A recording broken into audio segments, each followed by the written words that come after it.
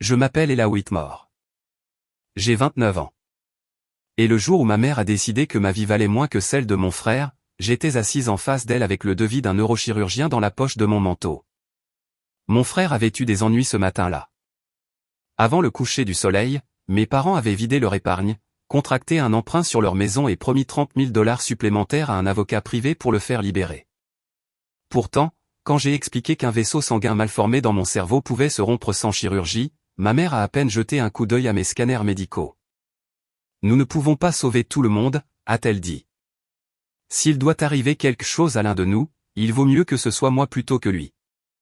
Mon père n'a pas hésité. Il a une entreprise, des employés et un avenir. Il a toujours été notre priorité. Tu es seul. Je les ai dévisagés, attendant des excuses ou un signe quelconque qu'ils comprenaient ce qu'il venait de dire. Rien de tout cela n'est venu. Alors j'ai souri. Merci de me montrer enfin où je me situe. Ils ont pris ce sourire pour un abandon. Ils ne savaient pas que mon nom était encore attaché à la garantie financière protégeant l'entreprise de mon frère. Ils ne savaient pas que j'avais découvert des documents portant une signature que je n'avais jamais écrite. Et ils ne savaient certainement pas qu'un seul appel de ma part pourrait faire s'effondrer tout ce pourquoi ils avaient sacrifié ma vie à protéger. Je suis sorti sans élever la voix. Exactement 2 mois plus tard, mon téléphone affichait 45 messages et 68 messages vocaux. Le dernier message de ma mère disait « S'il te plaît, et là, juste une conversation. Nous n'avons plus rien sur quoi nous reposer. » Mais avant que je vous raconte ce que j'ai découvert, ce que mon frère avait fait et pourquoi mes parents avaient soudainement besoin de la fille qu'ils étaient prêts à perdre, dites-moi, quelle heure est-il là où vous êtes, et d'où regardez-vous? Je veux savoir jusqu'où cette histoire voyage avant que la vérité n'éclate enfin. Pendant la majeure partie de mon enfance, j'ai cru que mes parents traitaient mon jeune frère différemment parce qu'il avait besoin de plus d'attention. Quand il cassait une fenêtre, ils le qualifiaient d'énergique. Quand je rentrais à la maison avec de la boue sur mes chaussures, j'étais négligente. Quand il échouait en algèbre, mon père engageait un tuteur. Quand j'ai obtenu une bourse, ma mère m'a averti de ne pas devenir arrogante. J'ai continué à attendre que le déséquilibre disparaisse en vieillissant, mais il n'a fait que devenir le fondement de notre famille. Mon frère était Ethan Whitmore, 26 ans, assez charmant pour gagner la confiance d'un étranger en quelques minutes, et assez imprudent pour confondre la confiance avec la permission. Il pouvait arriver en retard, non préparé et souriant, et d'une manière ou d'une autre, tout le monde s'excusait d'avoir commencé sans lui. Nos parents appelaient cela du leadership. Je voyais un homme qui n'avait jamais eu à subir les conséquences de décevoir qui que ce soit. Ma mère, Denise Whitmore, gérait une fondation communautaire qui accordait des subventions pour le développement de quartiers.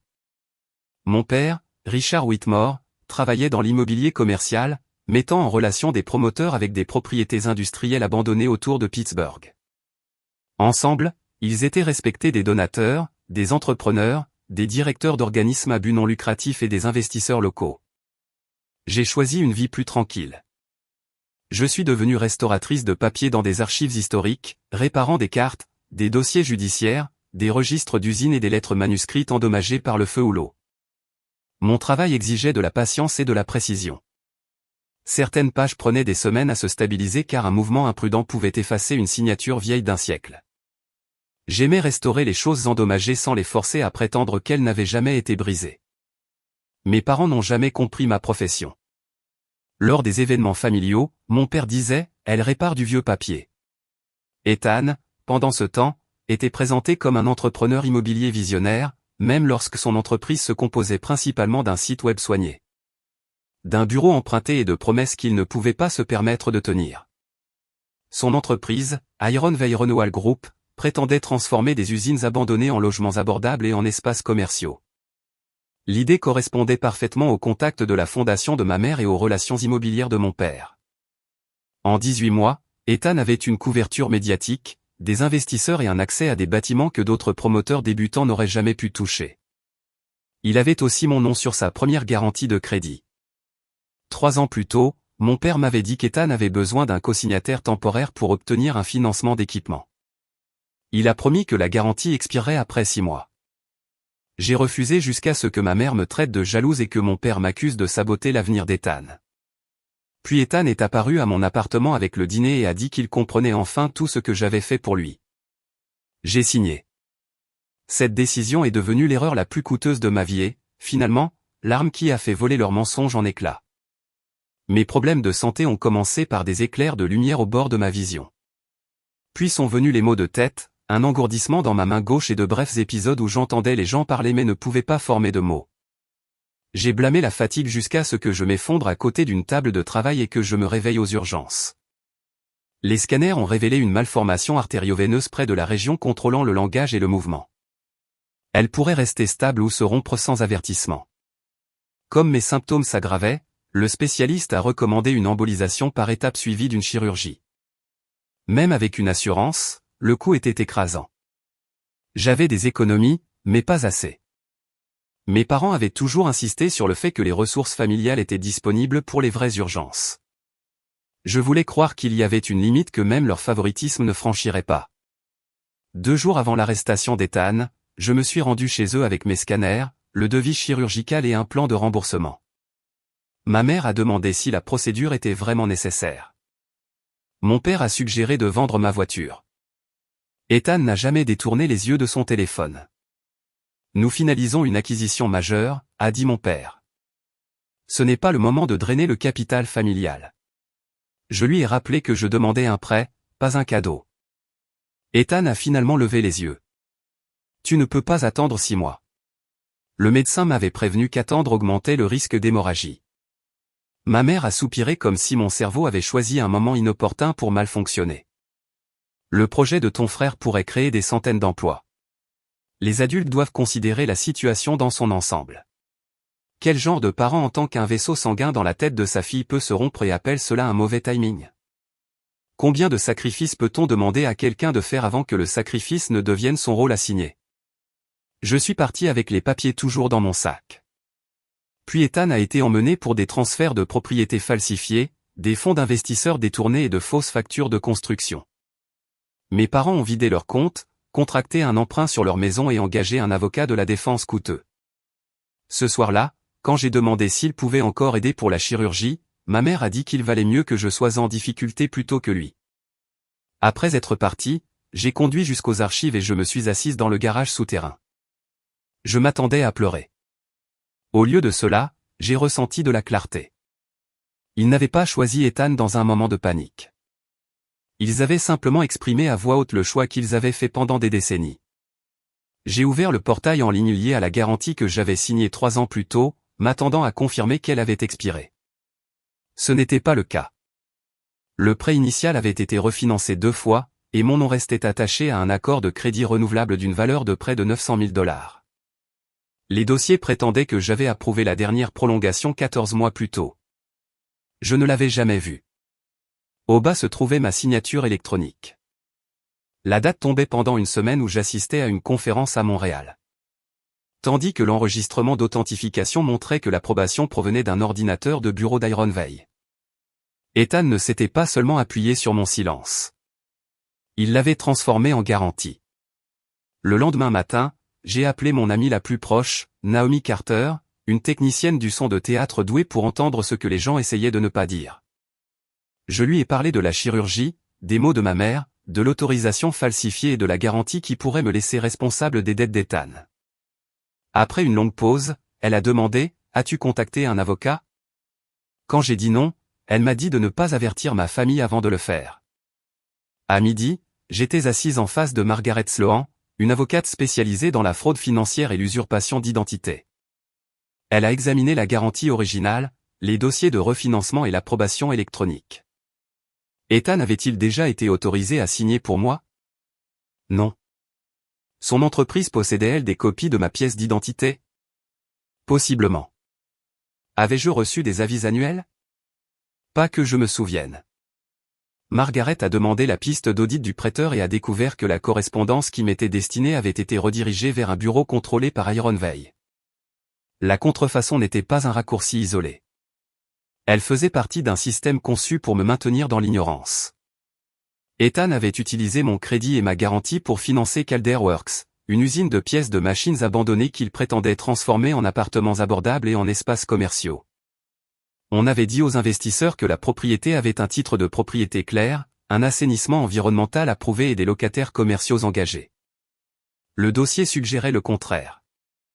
Le titre était grevé d'anciennes créances. Les devis de nettoyage avaient été modifiés. Plusieurs lettres de locataires étaient non contraignantes ou fabriquées. Les dépôts des investisseurs avaient transité par des fournisseurs facturant des travaux de démolition qui n'avaient jamais eu lieu. Un fournisseur était lié à une boîte postale payée par mon père. Un autre avait reçu une recommandation de subvention favorable de la fondation de ma mère. Je voulais croire que mes parents avaient également été trompés, mais ils avaient promu le projet, défendu Ethan et ignoré chaque avertissement qui menaçait le récit familial. Margaret a expliqué que je pouvais informer le prêteur de la prolongation falsifiée, exiger mon retrait de la garantie, conserver les dossiers et coopérer avec les enquêteurs. Comme le financement d'Iron Veil dépendait de mon soutien, contester la signature pourrait déclencher un examen de défaut. Le prêteur pourrait geler les fonds, exiger le remboursement du prêt ou poursuivre les actifs garantis. Mes parents avaient déjà engagé leur maison pour couvrir la caution et les frais de justice d'Ethan. Si le financement de l'entreprise s'effondrait, ils pourraient perdre le reste de la valeur nette qui les protégeait. J'ai regardé ma fausse signature.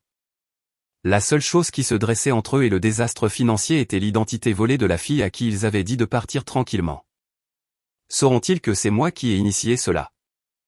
Ai-je demandé. Finalement, a répondu Margaret, se protéger de la fraude n'est pas une vengeance. Ces mots m'ont libéré de la croyance que je devais inventer leur punition. Je devais seulement cesser de les protéger de ce qu'ils avaient fait. Nous avons envoyé l'avis cet après-midi-là. Le prêteur a gelé le crédit disponible d'Iron Veil et a ouvert un examen formel. Margaret a transmis la contrefaçon présumée à l'enquêteur nommé dans les documents d'inculpation d'Ethan, ainsi que les registres de voyage prouvant que j'étais hors du pays lorsque l'approbation a été signée. Le lendemain, ma mère a appelé d'un numéro inconnu. « As-tu contacté la banque d'Ethan ?» a-t-elle exigé. Pas de salutation, pas de questions sur mon état. Pas d'excuses. J'ai demandé pourquoi elle pensait que je l'avais fait. Le prêteur a gelé son compte. La paix est due et les entrepreneurs menacent de quitter Calderworks. Ma signature a-t-elle été utilisée pour prolonger son prêt? Elle a fait une pause. Ton père s'est occupé des documents. Il y a peut-être eu un raccourci administratif. J'ai répété la phrase, incrédule. Elle a insisté sur le fait qu'Ethan était sous pression et m'a rappelé que j'avais un jour accepté de le soutenir. Quand j'ai demandé si elle savait que mon adresse postale avait été changée, sa voix s'est durcie. Ce n'est pas le moment des accusations. Ton frère pourrait aller en prison et je pourrais avoir des ennuis sans chirurgie. Arrête de dramatiser. J'ai mis fin à l'appel. Au cours de la semaine suivante, mon père a envoyé un document intitulé « Proposition de résolution familiale ». Il me demandait de retirer l'allégation de fraude, d'affirmer la garantie et de déclarer que j'avais autorisé verbalement Ethan à signer pour moi. En retour, mes parents envisageraient de participer à une partie de mes frais médicaux après la résolution de l'affaire d'Ethan.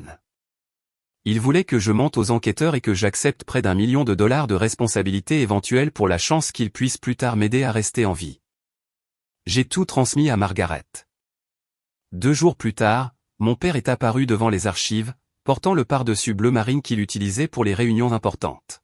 « Tu as fait valoir ton point de vue », a-t-il dit. Maintenant, répare les dégâts. J'ai demandé s'il savait qu'Ethan avait utilisé mon identité. Il a détourné le regard. Je savais qu'il avait besoin de flexibilité. Savais-tu qu'il avait redirigé mes avis? Il essayait de maintenir le projet en vie. Quand aviez-vous l'intention de me dire que je pourrais devoir 900 000 dollars? Il a dit que je n'aurais jamais à payer si j'arrêtais de créer la panique. Cette phrase révélait tout notre système familial. Le mal n'était pas réel tant que je ne m'y opposais pas. La fraude n'était pas une fraude tant que je refusais de coopérer. Et ma maladie n'était pas urgente car la reconnaître aurait incommodé Ethan. Avant de partir, il m'a dit que la collecte de fonds annuelle de la famille pour le redéveloppement aurait lieu le mois suivant. Ma mère avait l'intention de rassurer les donateurs sur le fait que l'arrestation d'Ethan était un malentendu comptable. Tu y assisteras, a-t-il dit. Tu te tiendras à nos côtés et cette famille présentera un front uni. Il croyait encore que mon silence pouvait être programmé. J'ai accepté d'y assister. Je ne lui ai pas dit que Margaret avait découvert que le programme de l'événement incluait une présentation remplie d'affirmations contredites par les preuves en ma possession. Mes parents me voulaient à leur côté pendant qu'ils répétaient leurs mensonges. J'ai décidé de leur donner exactement cette opportunité. La collecte de fonds a eu lieu dans un terminal ferroviaire restauré devant près de 300 directeurs d'organismes à but non lucratif, entrepreneurs, donateurs, journalistes, investisseurs et consultants municipaux. Ma mère a construit la soirée autour du thème « Préserver les communautés, protéger les avenirs ». Le slogan apparaissait sur les bannières, les programmes et un écran de projection derrière la scène. Je suis arrivé dans un tailleur vert foncé, portant une mallette d'archivage mince. Ma mère m'a arrêté devant la salle de bal et a murmuré « Dieu merci. Je savais que tu reviendrais à la raison. » Je lui ai dit que j'étais venu pour écouter. Elle a expliqué que mon père reconnaîtrait que la famille avait fait face à des défis. L'avocat d'Ethan décrirait les accusations comme une confusion comptable et je serais invité sur scène pour annoncer que le litige sur la signature avait été résolu en privé. Non, ai-je dit. Elle a resserré sa prise sur mon poignet. Ne nous punis pas ici. Les personnes qui vous font du mal à plusieurs reprises découvrent souvent le langage de la victimisation au moment où vous cessez de coopérer. J'ai libéré mon bras et suis entré dans la salle de bal. Naomi travaillait avec l'équipe audio du lieu tandis que Margaret était assise près du fond, à côté de 2 représentants du prêteur. La soirée a commencé par des discours polis sur le renouveau, l'éthique et la responsabilité. Mon père a décrit Calder Works comme un symbole de l'avenir de Pittsburgh. Ma mère a loué Ethan pour avoir poursuivi sa mission malgré des attaques infondées. Puis Ethan est monté sur scène dans un costume anthracite sur mesure, souriant comme si son arrestation n'était qu'un inconvénient de relations publiques. Il a parlé de quartiers abandonnés, de seconde chance et du courage nécessaire pour investir dans des leaders visionnaires. En le regardant, j'ai compris à nouveau pourquoi les gens lui faisaient confiance. Ethan ne mentait pas simplement. Il assignait à chacun un rôle flatteur. Les investisseurs devenaient courageux. Les critiques devenaient cyniques. Nos parents devenaient les gardiens du progrès et je devenais la sœur jalouse menaçant une noble cause. Vers la fin, il m'a regardé directement. Ma sœur est ici ce soir, a-t-il annoncé. Notre famille a connu des malentendus privés, mais le sang est plus fort que la peur. Un projecteur s'est déplacé vers ma table. Mon père m'a fait signe d'avancer. J'ai traversé la pièce en portant la mallette. Ethan m'a tendu le bras comme pour m'inviter à une photo de famille, mais je l'ai ignoré. Il m'a tendu le microphone et a murmuré « Dis-leur que tout va bien ». J'ai fait face au public. Je m'appelle Ella Whitmore. Je restaure des documents historiques pour vivre. Mon travail consiste à déterminer ce qui est authentique, ce qui a été modifié et quel dommage quelqu'un a essayé de cacher. Le sourire d'Ethan a disparu. J'ai ouvert la mallette et j'ai affiché des copies agrandies du renouvellement de prêt portant ma fausse signature, l'enregistrement d'authentification du bureau d'Ethan, l'adresse postale redirigée et la garantie originale limitant mon consentement à 6 mois. Mon père s'est avancé vers le podium. Ce n'est ni le moment ni l'endroit. Vous avez choisi le moment et l'endroit quand vous m'avez demandé de valider publiquement un document falsifié, ai-je répondu. J'ai expliqué que je n'avais jamais approuvé le prêt actuel, que le prêteur avait gelé la ligne de crédit après avoir reçu des preuves d'usurpation d'identité, et que j'étais à Montréal lorsque le renouvellement était censé avoir été signé. Margaret m'avait conseillé de rester exact. La vérité ne nécessitait pas d'exagération. Ethan a attrapé le microphone et a prétendu que j'étais au courant du refinancement, mais que je déformais les événements à cause d'un désaccord familial. Où étais-je quand l'approbation a été signée? Ai-je demandé. Il a hésité. J'ai répondu pour lui et j'ai montré les registres de voyage. J'ai aussi expliqué que la correspondance avait été redirigée pour m'empêcher de voir la dette. Ma mère est montée sur scène. Elle traverse une crise médicale grave, a-t-elle dit, elle a été soumise à une énorme tension émotionnelle. Ma maladie était enfin devenue importante, non pas comme une raison de m'aider, mais comme un moyen de me discréditer. J'ai sorti mon téléphone de ma poche. Il y a une dernière chose que vous devriez entendre avant de décider si ma mémoire est fiable. Le soir où Ethan risquait la prison, j'avais activé une application de mémo vocal pour enregistrer les instructions du chirurgien et j'avais oublié de l'arrêter avant de parler avec mes parents. Comme j'avais participé à la conversation, Margaret a confirmé que je pouvais la divulguer. J'ai appuyé sur lecture. La voix de ma mère a rempli le terminal. Nous ne pouvons pas sauver tout le monde. Si l'un de vous doit mourir, mieux vaut que ce soit toi que lui. Puis la voix de mon père a suivi. Il a une entreprise, des employés et un avenir. Il a toujours été notre priorité. Tu es seul. La salle est devenue immobile. Pendant 29 ans, mes parents avaient compté sur l'intimité de leur cruauté. Ils pouvaient dire n'importe quoi derrière des portes closes et se présenter différemment en public. L'enregistrement a détruit le mur entre ces versions. Ma mère a tendu la main vers le téléphone, mais la lecture était déjà terminée. Ethan a insisté sur le fait que la conversation n'avait rien à voir avec CalderWorks. Cela a tout à voir avec ce projet, ai-je dit. Vous demandez à ces personnes de faire confiance à une famille qui a falsifié mon autorisation, dissimulé des avis financiers et fait pression sur moi pour que je soumette une fausse déclaration après que je l'ai contestée. Mon père s'est penché plus près. Tu nous ruines tous. Non, ai-je répondu. Je me retire de ce que vous avez construit. Un représentant du prêteur s'est levé et a annoncé que l'institution avait commencé un examen de fraude et n'accepterait aucun investissement supplémentaire lié à CalderWorks. Un entrepreneur a demandé des informations sur des factures impayées. Un donateur a demandé si des subventions de la fondation avaient soutenu des entreprises liées à Ethan. Quelqu'un a remis en question les rapports environnementaux. La collecte de fonds parfaite s'est transformée en une audition incontrôlée.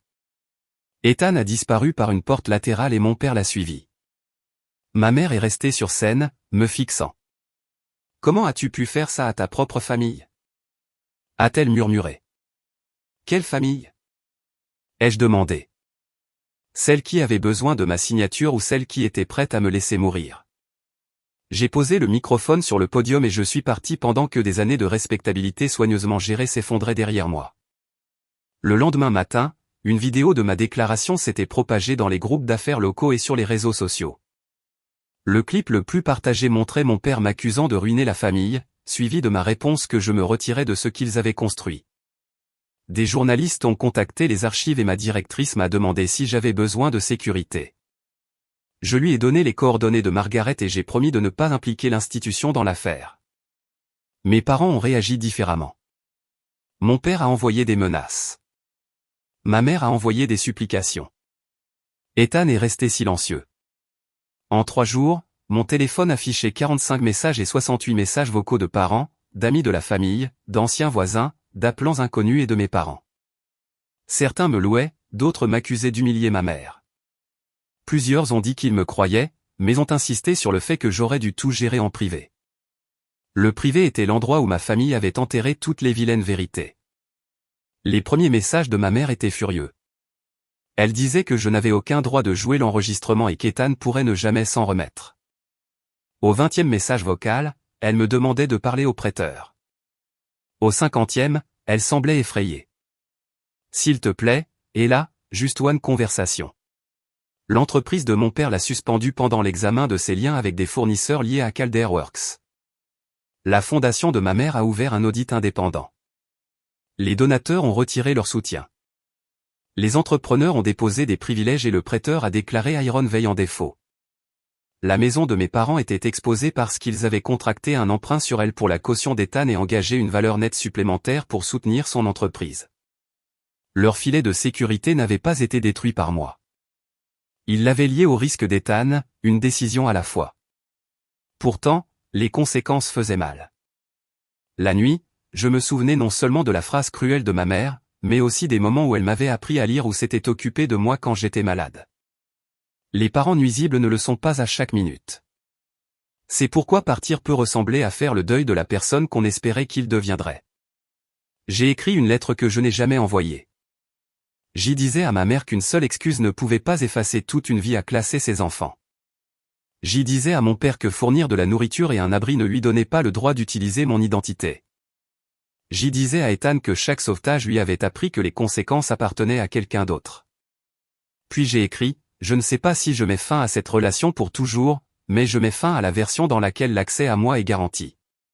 Naomi a lu la lettre et m'a demandé si je l'enverrais. J'ai dit, non, l'écrire n'était pas une invitation à poursuivre la discussion. C'était une façon de séparer ma vérité de leurs exigences. Les enquêteurs ont bientôt obtenu les serveurs d'Ethan et ont découvert des rapports modifiés, des accords fabriqués et des messages sur le renouvellement falsifié. Dans un échange, Ethan écrivait que je me plaindrais pendant une semaine puis signerais n'importe quoi pour maintenir la paix. Mon père a répondu, règle ça avant qu'elle ne voie les chiffres. Un autre message montrait ma mère discutant d'une subvention de la fondation qui pourrait rassurer les investisseurs.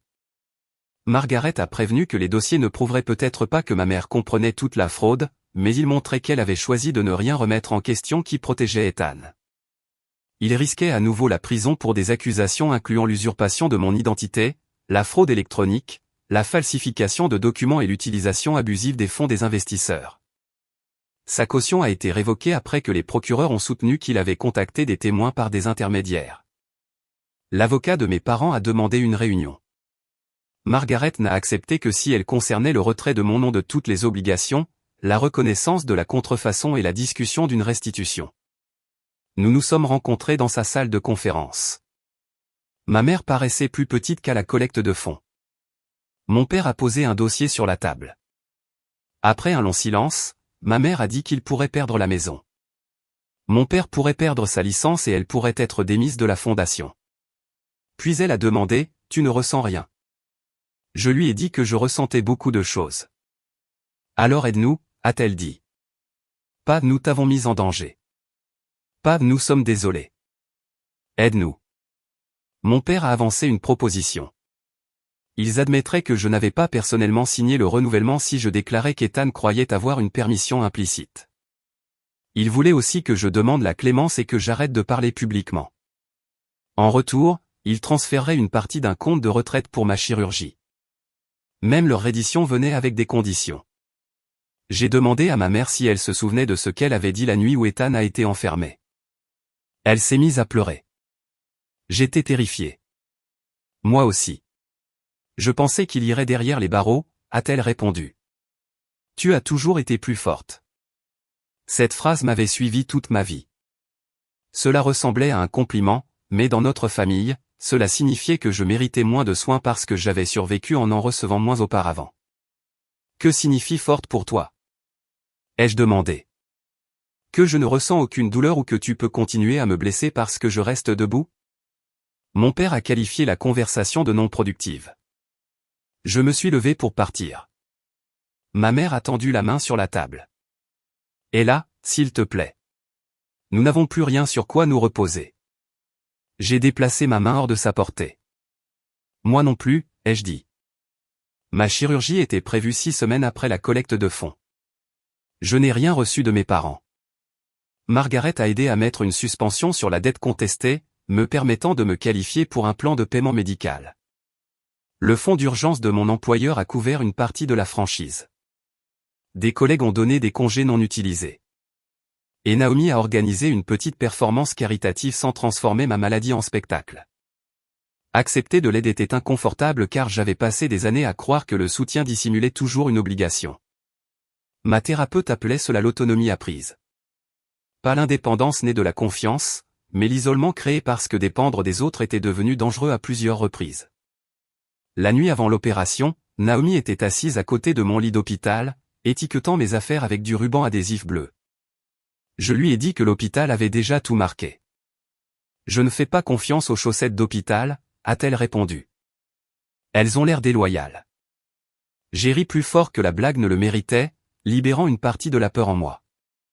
L'embolisation a duré plusieurs heures, suivie 2 jours plus tard par la chirurgie. Il y a eu des complications, mais pas celles catastrophiques que j'avais imaginées. Quand je me suis réveillé, les mots venaient lentement. Je reconnaissais les objets, mais j'avais du mal à les nommer. Une infirmière m'a montré un stylo et je pouvais visualiser le mot sans l'atteindre. La panique est montée, mais le déficit s'est amélioré au cours des jours suivants. L'orthophonie a aidé. Ma main gauche a retrouvé de la force et le chirurgien pensait que la partie la plus dangereuse de la malformation avait été traitée avec succès. Mes parents ont continué à appeler. Je n'ai pas répondu. Ma mère a laissé un message disant qu'elle avait entendu parler de l'opération et voulait savoir dans quel hôpital j'étais. Son inquiétude semblait réelle et pendant une nuit, j'ai presque répondu. L'enfant en moi voulait toujours sa mère à son chevet. Puis je me suis souvenu que l'inquiétude après les conséquences publiques n'effaçait pas l'indifférence d'avant. Les limites deviennent les plus difficiles lorsque la personne qui vous a fait du mal vous offre enfin un fragment de ce que vous avez autrefois supplié de recevoir. La faim peut rendre les miettes précieuses, mais elle n'en fait pas un repas. J'ai demandé à l'hôpital de ne pas divulguer d'informations. Parce que je ne pouvais pas retourner immédiatement à un travail de conservation délicat, mon superviseur m'a déplacé vers le catalogage numérique. Au début, je l'ai vu comme une autre perte. Puis je suis devenu fasciné par l'analyse multispectrale, une technique utilisée pour révéler l'écriture effacée, l'encre pâlie et les couches cachées sous le texte visible. Je me suis inscrite à un programme de certification et j'ai commencé à aider avec des actes contestés, des lettres modifiées et des contrefaçons présumées. Ma famille s'était moquée de ma profession en la qualifiant de réparation de vieux papiers. Ces mêmes compétences m'avaient aidé à découvrir la fraude utilisée contre moi. Naomi et moi avons également participé à un groupe de soutien pour les adultes élevés autour d'un enfant favorisé. Les gens parlaient d'exploitation financière, de manipulation d'héritage, de soins forcés et de négligence médicale. Un homme a demandé, s'ils n'admettent jamais ce qu'ils ont fait, vous permettrez-vous quand même de guérir? Jusque-là, j'avais imaginé la guérison comme un verdict. Mes parents comprendraient, Ethan avouerait, et quelqu'un déclarerait que j'avais eu raison. Mais une guérison qui dépendait de leur reconnaissance était une autre forme de dépendance. J'ai commencé à mesurer les progrès. J'ai dormi toute la nuit, j'ai arrêté de vérifier les messages bloqués, j'ai assisté à des rendez-vous sans m'excuser pour le coup, et j'ai refusé des demandes sans défendre le mot au nom. 3 mois après la chirurgie, je suis retourné au laboratoire de conservation. Ma première mission concernait un registre de travail du 19e siècle endommagé lors d'une inondation d'entrepôt. Les pages s'étaient collées les unes aux autres, et des sections entières semblaient illisibles. Sous une humidité contrôlée, les fibres se sont lentement détendues et des lignes d'encre ont émergé de ce qui ressemblait à des taches. J'ai pensé à la femme qui était entrée dans la maison de ses parents en portant des devis médicaux. Elle croyait avoir besoin de leur permission pour considérer sa survie comme importante. J'aurais aimé pouvoir lui dire que leur abandon ne mettrait pas fin à sa vie. Il mettrait fin à un arrangement qui exigeait qu'elle disparaisse. Pendant ce temps, les enquêteurs ont identifié plus de 2 millions de dollars de pertes d'investisseurs liées à Ethan. Certains fonds avaient payé pour de vraies constructions, rendant la fraude plus difficile à détecter. D'autres sommes couvraient des dépenses personnelles, de vieilles dettes et des factures fabriquées. Mon père a démissionné avant la fin des procédures disciplinaires, et sa licence professionnelle a été mise en examen. Ma mère s'est retirée après que l'audit de la fondation a découvert des conflits non divulgués impliquant Ethan. Leur maison est entrée en saisie. Un parent m'a envoyé des photos de boîtes empilées dans l'allée. Je les ai supprimées. Je n'avais pas besoin d'images de leur effondrement pour valider ma décision. Les histoires de vengeance promettaient la satisfaction de voir des gens cruels tout perdre. La réalité était plus calme. Je n'ai pas célébré lorsque mes parents ont déménagé dans un appartement en location ou lorsqu'Iron Veil a fait faillite. Leur souffrance ne pouvait pas restaurer les années que j'avais passées à croire que mes besoins étaient honteux. Le soulagement est venu de savoir qu'ils ne pouvaient plus utiliser mon identité, mon argent, mon travail ou mon silence pour retarder les conséquences. C'est ce geste qui les a laissés sans rien sur quoi se reposer. Je m'étais retiré de la structure. Sans que j'absorbe la dette, répare les relations, calme les investisseurs et accepte le blâme, le système familial ne pouvait plus prétendre fonctionner. 8 mois après la collecte de fonds, Ethan a accepté un accord de plaidoyer. Il a admis la fraude électronique, l'usurpation de mon identité et la falsification de documents financiers. Le tribunal l'a condamné à plusieurs années de prison fédérale et a ordonné une restitution, bien qu'il soit peu probable que ses victimes recouvrent tout. Mon père a évité les poursuites pénales, mais a perdu sa licence professionnelle après que les enquêteurs ont conclu qu'il avait dissimulé des conflits et facilité des transactions trompeuses. Ma mère n'a pas été inculpée, mais la fondation l'a définitivement démise de ses fonctions. L'identité publique qu'elle avait construite autour de l'éthique et du service communautaire a disparu en quelques mois. J'ai appris la plupart de ces informations par Margaret et je n'ai pas assisté à la condamnation d'Ethan. Une semaine plus tard, une lettre manuscrite est arrivée aux archives depuis l'appartement de mes parents. Ma mère avait écrit 6 pages. Elle s'excusait d'avoir dit qu'il vaudrait mieux que je meure, admettait qu'elle avait protégé Ethan parce qu'elle craignait qu'il ne s'effondre sans un soutien constant, et reconnaissait qu'elle avait confondu ma compétence avec de l'invulnérabilité. Elle a écrit que chaque fois que je réussissais seul, elle le traitait comme la preuve que j'avais besoin de moins d'amour. Un paragraphe m'a arrêté. Je me suis dit que tu étais forte parce que la vérité était plus difficile. Tu es devenue forte parce que nous t'avons maintes fois fait défaut. C'était la première phrase entièrement honnête qu'elle m'ait jamais donnée. Mon père a ajouté une note plus courte admettant qu'il savait qu'Ethan avait renouvelé la garantie sans me consulter. Il a dit qu'il croyait que j'accepterais finalement et avait rationalisé la contrefaçon comme étant temporaire. Il n'a pas demandé pardon. Pendant plusieurs jours, j'ai porté les 2 lettres entre mon appartement et les archives. L'ancienne Ella aurait répondu immédiatement, récompensé chaque aveu, assoupli chaque limite et se serait précipitée pour prouver qu'elle n'était pas cruelle. La femme que j'étais devenue comprenait que le pardon, la réconciliation et l'accès étaient des décisions distinctes. Je pouvais libérer le désir de les punir sans retourner au rôle qui m'avait presque détruite. Finalement, j'ai accepté une conversation dans un bureau neutre organisé par un thérapeute familial. Mes parents sont entrés ensemble. Ils semblaient plus âgés, mais la souffrance visible n'était pas la même chose que la transformation. Ma mère s'est excusée sans explication. J'ai choisi Ethan plutôt que toi pendant des années, a-t-elle dit. Je croyais qu'aider lui exigeait de prendre de toi. Mon père a admis avoir utilisé mon identité et m'avoir fait pression pour que je mente. Il a dit qu'il ne s'attendait pas au pardon. J'ai écouté puis j'ai expliqué à quoi ressemblerait le contact si je choisissais de le poursuivre. Il n'y aurait aucune implication financière, aucun message par l'intermédiaire de parents, aucune demande d'urgence, aucun accès à mes informations médicales, et aucune discussion sur Ethan à moins que je ne l'initie. Toute tentative de nier le passé mettrait fin à la relation.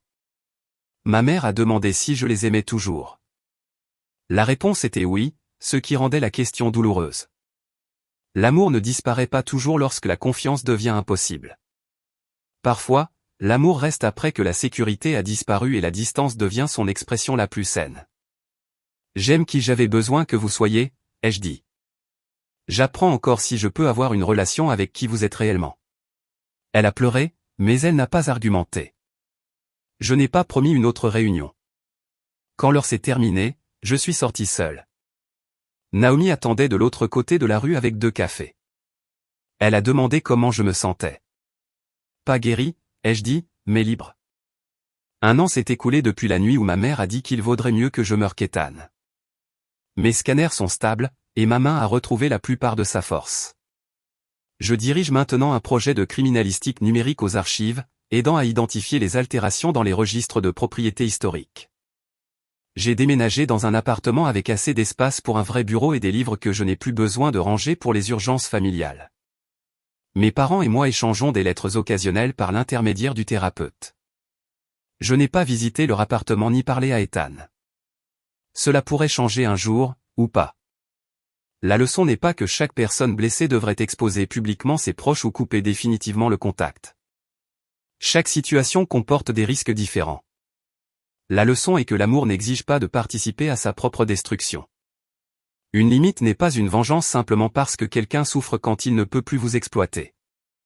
Dire la vérité n'est pas de la cruauté parce qu'un mensonge protégeait la réputation de quelqu'un. Choisir les soins médicaux, la sécurité financière, la dignité ou la paix ne vous rend pas égoïste parce qu'une autre personne préférait votre sacrifice. Ma famille m'a appris que la force signifiait endurer tout ce qu'il mettait sur mes épaules. Je sais mieux maintenant. La force n'est pas la quantité de mal que vous pouvez survivre sans vous plaindre. La force, c'est de reconnaître quand la survie exige de déposer le fardeau. Avez-vous déjà été étiqueté comme le fort pour que les autres puissent justifier de vous donner moins? A-t-on attendu de vous que vous sauviez quelqu'un qui n'a jamais eu à vous protéger? Et si les personnes les plus proches de vous prouvaient que leur amour dépendait de votre obéissance, que faudrait-il pour vous choisir vous-même? Ma mère croyait que me perdre était acceptable. Ce qu'elle n'a jamais compris, c'est que je n'avais pas à faire cela pour qu'elle me perde. Elle devait seulement continuer à traiter ma vie comme étant superflue. Mon nom est Ella Whitmore. Je n'ai pas détruit ma famille. J'ai cessé de leur permettre de construire leur avenir à partir de morceaux du mien. Pour la première fois, je ne suis pas le plan de secours de quelqu'un, le fonds d'urgence, la garantie cachée ou la fiche jetable. Je suis vivante et je comprends enfin que ma vie n'a jamais eu besoin de leur permission pour avoir de l'importance. Nous espérons que l'histoire vous a laissé quelque chose de précieux au-delà du drame. Cette histoire est entièrement fictive, l'image sert uniquement à des fins éducatives et de divertissement. Nous espérons qu'elle vous rappelle que parfois, les gens qui vous qualifient de difficiles sont simplement contrariés que vous ne soyez plus facile à manipuler. La croissance peut rendre les autres mal à l'aise, mais cela ne rend pas votre monde erroné.